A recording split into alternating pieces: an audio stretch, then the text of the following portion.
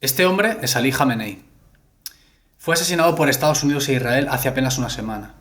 Su muerte ha supuesto un terremoto geopolítico a nivel mundial de consecuencias insospechadas. La respuesta de Irán nos ha hecho esperar. Si quieres entender qué es lo que ha pasado en el país persa, quédate a ver este vídeo. Bien, esto es Irán.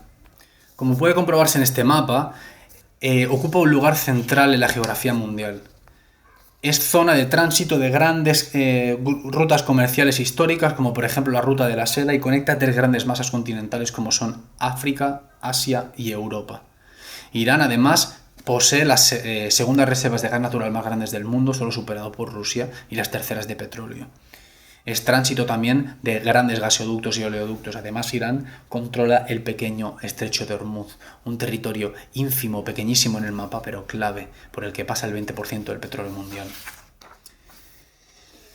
Irán tiene frontera con todos estos países, no es necesario tampoco analizarlos todos, pero Arabia Saudí, Qatar, Emiratos Árabes Unidos, Kuwait, Omán, Bahrein, Turkmenistán, Turquía, Azerbaiyán, Pakistán, Afganistán, etc. Además tiene salida al mar Caspio y, como digo, controla el Golfo Pérsico, principalmente el estrecho de Hormuz, clave para entender por dónde transita todo el petróleo mundial. Gran parte de estos países tienen frontera con Irán y tienen también bases militares de Estados Unidos, que las puso allí en la Guerra Fría supuestamente para repeler al enemigo soviético. Cuando acabó la Guerra Fría, esas bases militares siguieron operativas en la zona. Son esas bases las que principalmente ha respondido Irán, atacándolas después de la muerte de su ayatolá. Geográficamente hablando, además, se tiene que tener en cuenta el relieve de Irán. Es una gran cadena montañosa de aproximadamente 1,5 millones de kilómetros cuadrados. Es una fortaleza básicamente inexpugnable. No se puede conquistar desde la tierra, por eso la bombardean desde el aire. Además, Irán controla todas estas zonas y cadenas montañosas a nivel militar. Esconde grandes cantidades de armamento allí y ataca desde zonas que son indetectables desde los radares. Por tanto, la geografía dándonos pistas de nuevo de cómo Irán debe y puede responder a las agresiones que desde el cielo están sufriendo. Lo que tenemos aquí es la distribución de la realidad étnica de Irán.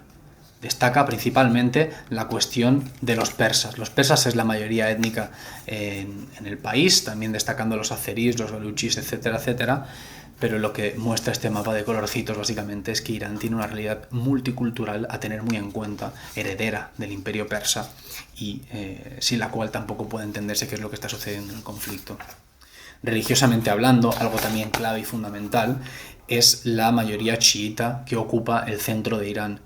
Aproximadamente el 90% de los iraníes son chiitas. Esto significa que entran en pugna con la otra rama del Islam, que es el sunismo comandado, por ejemplo, por estados como Arabia Saudí o Emiratos Árabes Unidos o Qatar en la zona.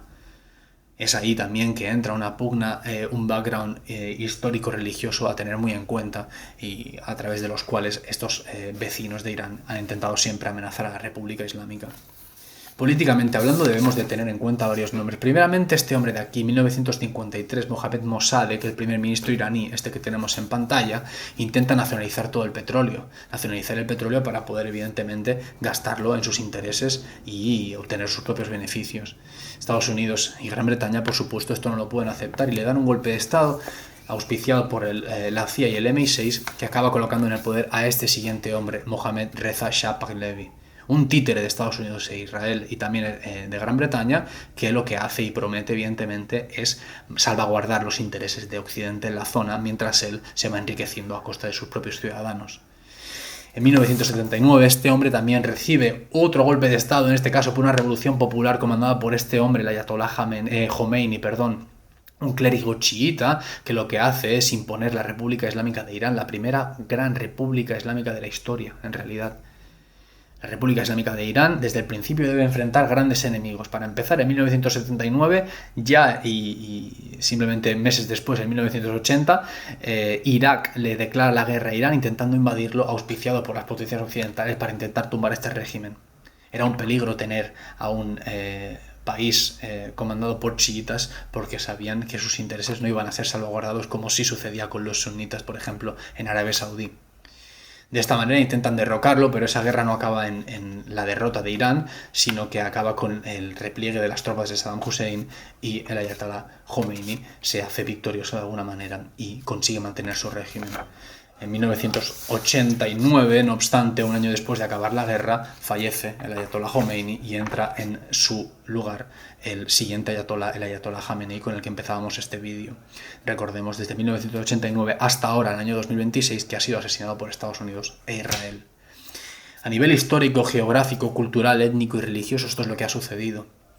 La respuesta de Irán no se ha hecho esperar, como digo, ha bombardeado todas las bases militares que tenía a su alrededor, las de Estados Unidos, ha bombardeado también Tel Aviv, ha bombardeado también presas hidráulicas que suponen un perjuicio a la soberanía alimentaria de estos países que tienen en su entorno. Para poner un ejemplo, el 90% de los alimentos que entran a los países del Golfo, como por ejemplo Arabia Saudí, Qatar o Bahrein, depende del extranjero. Si Irán se ha negado a abrir otra vez el estrecho de Hormuz y por tanto ha controlado todas esas rutas petroleras, ha supuesto una hecatombe a nivel mundial que difícilmente tendrá solución si no paran los bombardeos, si no cesan los bombardeos entre Estados Unidos e Israel contra Irán.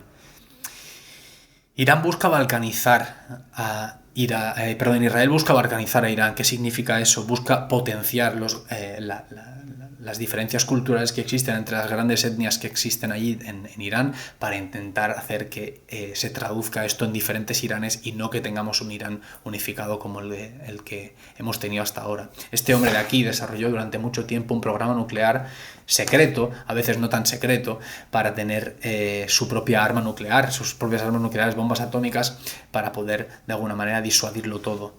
No obstante, sí que también es verdad que hay que decir que realizó una fatua, que es una especie de ley islámica, por la que ese armamento nuclear no iba a poder utilizarse de otra forma que no fuera en ingeniería civil. Quiere decir esto que militarmente hablando esa bomba no se podría haber utilizado. Acaban de cargarse al líder supremo, acaban de cargarse a la persona que estableció esa fatua. ¿Qué pasaría si el que viene después anula esa fatua y hace otra? Están poniendo al mundo, de alguna manera, a los pies de gente incompetente que lo que hace es simplemente dar tumbos por el mundo intentando conquistar los países como si esto fuera pan comido. Pero la geografía de Irán nos da pistas de que eso no es posible.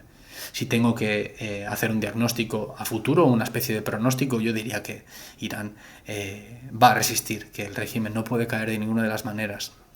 Además, añado un capricho aquí un poco personal, y es que yo he estado en Irán y he conocido a mucha gente, y la gran mayoría de personas con las que hablabas de política externa te decían que ellos estaban combatiendo desde siempre originalmente contra el Gran Satán. Ahora identifican al Gran Satán con Israel y con Estados Unidos. Creo que poco más hay que decir. Esta gente no tiene ganas de combatir contra nadie más que no sea Estados Unidos e Israel. Y si su respuesta tiene que ser asimétrica como está siendo, lo será. ¿Qué quiere decir esto?